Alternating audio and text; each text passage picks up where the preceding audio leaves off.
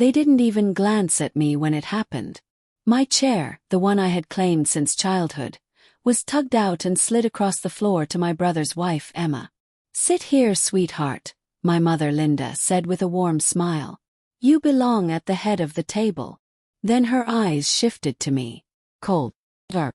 Final. You don't." The laughter came quick, low chuckles turning into mocking giggles. My father, Richard, smirked as if it was all a joke. My brother, Daniel, avoided my eyes, his silence more painful than any insult. And the sound of Emma's chair scraping into place replaced the seat that had always been mine. I didn't argue. I didn't plead. I stood up quietly, my heart pounding, and walked out of the room. Silence was the only dignity left to me. But then a voice cut through the room, strong despite its frailty. "Actually," my grandfather Henry said, his cane striking against the wooden floor, "she owns this house." The room froze. Forks stilled. Smiles vanished. For a second they thought it was a senile joke. They had no idea that truth had just been unleashed, and their empire of arrogance was about to collapse. I had grown up at that table. Every holiday, every fight, every forced smile. I was the forgotten daughter, the extra piece in a family that worshipped Daniel. Perfect Daniel, straight A's, scholarships, pride of the family. I was the afterthought, the one told to stay quiet, and don't ruin the moment. Still I tried. I cooked the meals, cleaned up the messes, ran errands no one else cared to do. I thought if I gave enough, maybe they would finally see me. But in this house, giving was never enough. Over time the patterns became clear. My mother's compliments bent toward Emma. My father asked Daniel's opinion on everything and dismissed mine with silence. My seat at the table slowly slid further away from the center, until that night when they finally erased me completely. And then I overheard them. My mother's voice carrying through the thin walls of the kitchen.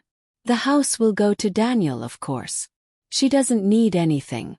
Honestly, she's lucky we even let her stay here." Lucky.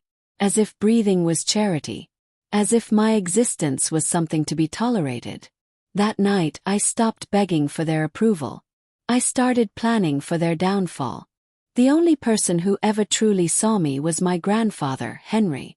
He didn't shower me with money. He gave me something more powerful, words.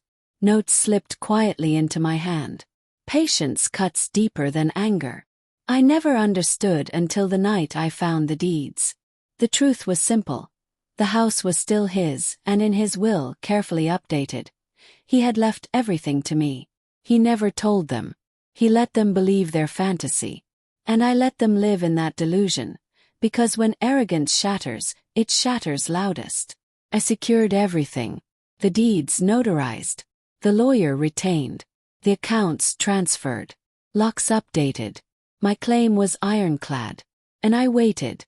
Waited for the moment when their cruelty would go too far. It came that night, the night they gave away my seat. When my grandfather's voice broke through, they laughed. My father sneered. "He's losing his mind." My mother waved her hand. Emma smirked. But then I placed a leather folder on the table, tied with a red ribbon. Inside, every legal document proving the house was mine. The deed signed. The will sealed. Witnesses listed. The color drained from their faces. Emma's smile faltered.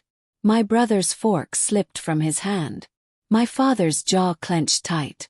"This is my home," I said evenly. "You were right. I don't belong at this table. You don't belong in this house." Chaos erupted. My father roared. My mother shrieked. Daniel demanded fairness.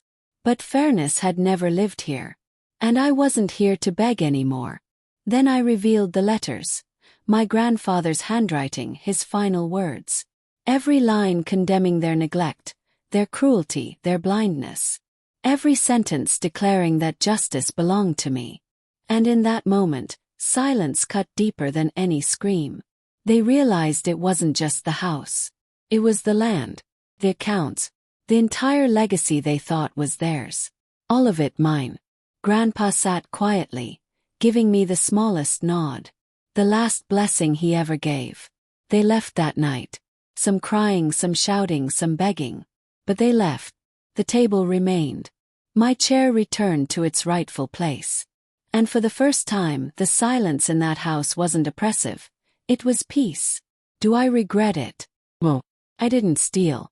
I didn't trick. I simply claimed what was always mine.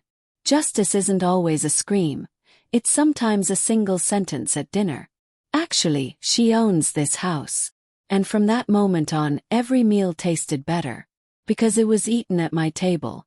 In my home.